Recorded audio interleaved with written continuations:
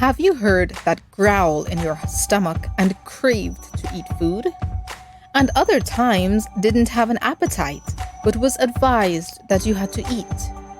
But why do we have to eat food? We need to eat food to get energy, nutrients, vitamins, and minerals for our body to function properly.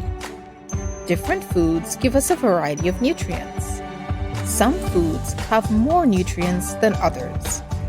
Foods like bread are good sources of carbohydrates which give us energy. Beans and meat are good sources of protein which help to build our muscles. Avocados, butter, and cheese are good sources of fat which give us energy, great for cell growth, and keep us warm.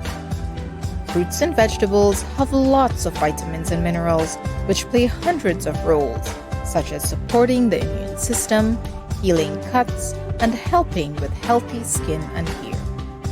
Water is also important to keep hydrated and help transport nutrients to the body.